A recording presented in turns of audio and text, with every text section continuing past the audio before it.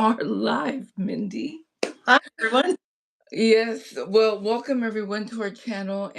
I'm Dorla with Piano Pyramid, and this is, And I'm Mindy, also with Piano Pyramid. yeah. Today we want to talk about group piano. That's what we like to talk about. Mindy and I can talk about many things, but group piano is usually what we're talking about.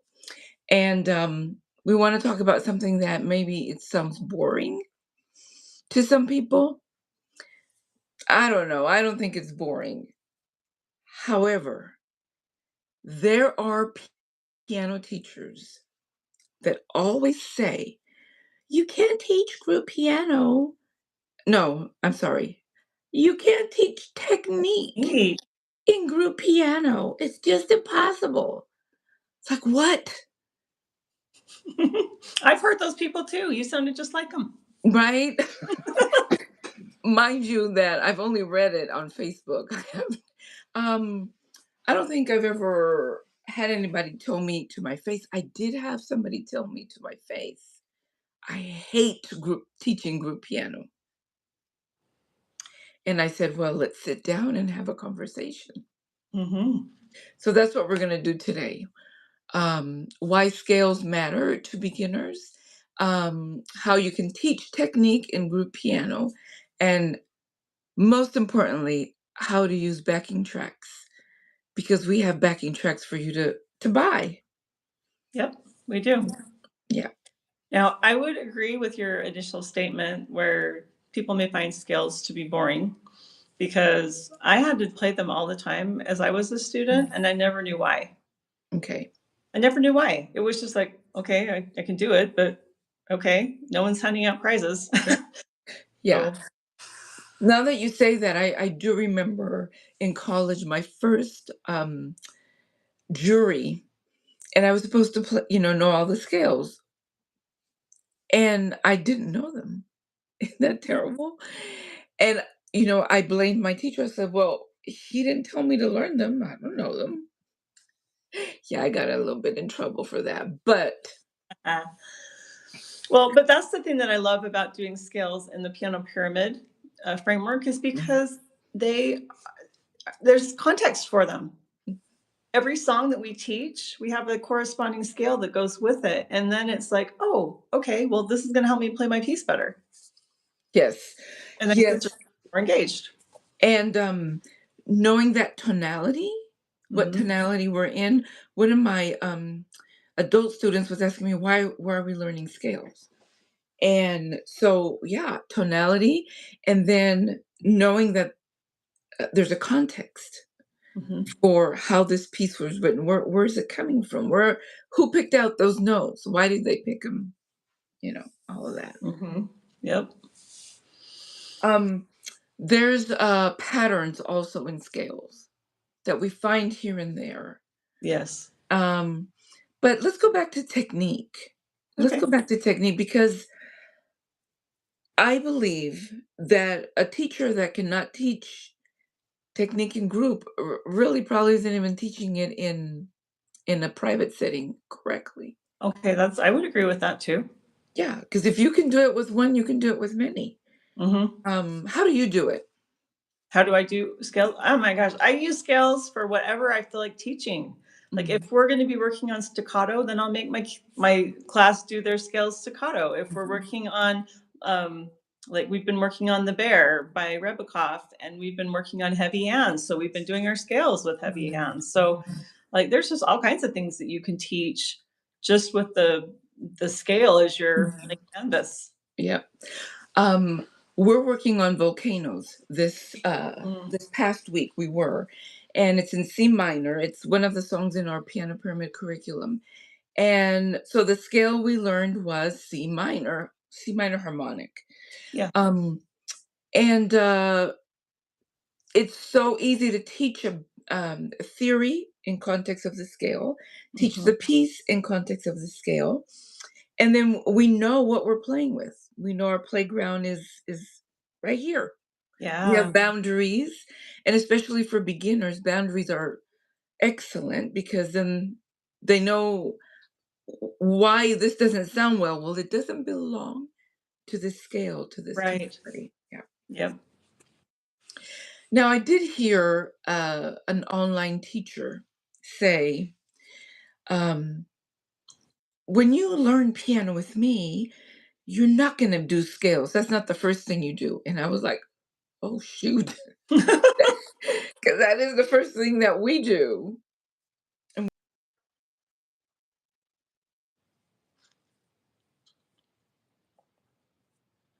I'm frozen. Was I frozen there for a minute? A little bit, yeah. Okay.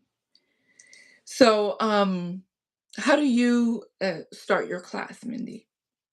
My kids are so programmed now that they come in and they just open their skills and they just start working on different skills and they wait for me to tell them what skill to work on for that class. Awesome. Yeah. Um, so I'm sorry, I lost my screen. Okay. Sure. So,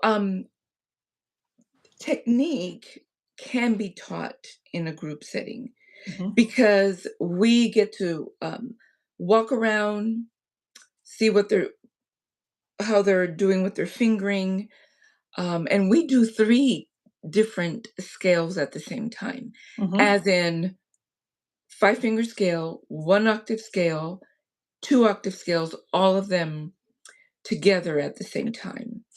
And we remind them of fingering, we remind them of hand position, of sitting correctly, all of those things.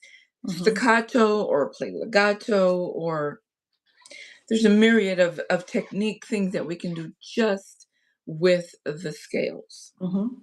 So when I start my year teaching, we always start with each, like we'll do the pentascales first, then the one octave scales, then the two octave scales. But once we start to get some cohesion as our ensemble, then I have them start doing all of those at the same time.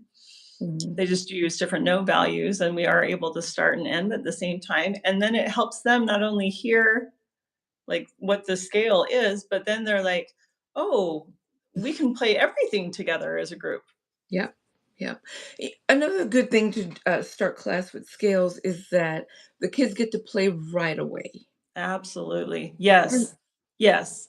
and there's so many teachers that wait till they learn, I don't know, something something in order to play scales.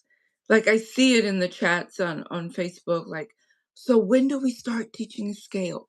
What? Right? No, we start actually, we have our 6 and 7 year olds. I'm sorry, no, our 7 and 8 year olds Mhm. play pentascales. And I mean, that's just part of playing the piano. Learning to play the piano is being able to have that context. Yeah. So So I can ask go you, ahead. so at what point would you introduce a backing track to scale work? Because I think if I unleashed a backing track on the very first day of class or at the beginning of the school year, it would be overwhelming. So how do you incorporate it? Yeah, I it depends on the class. Some classes I can do it from the very first class. I just started a new class of 10-year-olds, and most of them were shy, and there was it didn't feel right. So I just showed them how to play the scale, but I did not use the backing track. Mhm. On week 2, I added the backing track because everyone knew what to do. And Right? now my goal was to keep them together. Yeah. So how does that work? How do you stay together as a group using a backing track? Well, first of all, um, those that are playing a five-finger scale are playing half notes, one Mhm. octave scale quarter notes, two octave scales eighth notes. So if they can feel quarter notes and eighth note students, they can feel the beat. They've been with me enough so they can take care of themselves.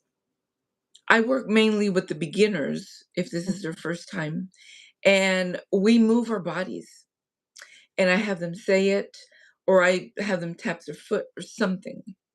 So instead of using the metronome, I use a backing track, and I just I just say it out loud, 1, 2, ready, play, and we go. Mhm. There's no secret sauce. Just do it. Just do it. What Yeah. about you? I haven't used backing tracks for a while, Okay. so I'm really Oh, excited that we have a new resource that I can tap into because my when I've used them in the past, my students love them. yes. Turn into this band or something. Yes, and, Christine, who made the backing tracks for Piano Pyramid, did an excellent job. Um, I am not tech savvy to have it play right now. I'm gonna attempt to play. You tell me if you can hear it, but this is my favorite one is the E major, and, those of you that are listening, if you can't really tell, go to our website. I have it on the website as one of our examples, and, Pianopyramid.com. yes, pianopyramid.com. And I just uploaded these last night, and they're really good. You get to play the scales twice, um, or you can just listen to them and hear how we have made a pyramid of the scales so that you can listen to them. But then um, there is another track that doesn't have the piano part. So you can play whatever scale you want in whatever rhythm you want, knowing that you have 36 seconds before it ends. And so it's just really, really, really good. Yeah, this is not working. Okay. Or But as anyway, you have it without the pianist tracks, it's just the backing track, then it makes it really easy to improvise on top of too, yeah. using the notes of the scale. Oh, yeah, I have it here. Okay. I was opening the wrong file. So let's see if you can hear it. Oh, well, um, tell me while we wait for this to begin, do you have something on your desk that is like totally cool that you would want to show everybody? Mindy is frozen. Okay. I have something really cool. I have a music calculator. That's Oh, fantastic. there you are. You're back. You were frozen. So I'm I like, "Ooh." know. Yeah. So we are waiting for Snowmageddon in Texas, and both of us are in Texas. So maybe this is the beginning of it. But I was just showing, look, this is my calculator, Mindy. Isn't that cool? I love it. That's Somebody great. gave this to me, oh my goodness, like 15 years ago. Oh, wow. Yeah, nothing's working today. So go to pianopyramid.com and you can search for under the teaching uh, resources, you'll find backing tracks. And there they are, the scales. And listen to it and try them with your kids. They're going to love it and it's going to help keep a steady beat. Um, and you can improvise over them. You can create your own composition on top of it. I mean, there's so much that you can do. Hmm. So are we able to listen to samples on the website since we Yeah. can't samples right now? Yeah. There's 2 samples on the website. Okay. So yeah, you can listen to them there and see how cool they are. And I'm also going to add the link here at the end of our live. Awesome. Yeah. Well, Mindy, I think we've talked enough. Um, is there anything you want to say before we say goodbye? No, just to say that if scales is not something that you do in your studio, and maybe especially a group studio, don't be afraid. They Yeah. really are so easy. And like Dorla said, it is awesome for the kids to be able to just start making music in a really easy way, right as they walk in the door. And then there's just so many different things you can teach using those scales. I'm excited for the backing tracks. I think that's going to be a great Yeah. Yeah. Go get them, Mindy. You'll be our first sale. Go ahead. okay, I will. But listen to them, and there's the 12 major and 12 minor. So it's a total of 48 tracks that you get, Okay. and they're pretty awesome. And yes, you can teach technique in group piano. All Yep. righty, everyone. Okay. Bye We'll see you bye. next time. Okay, bye.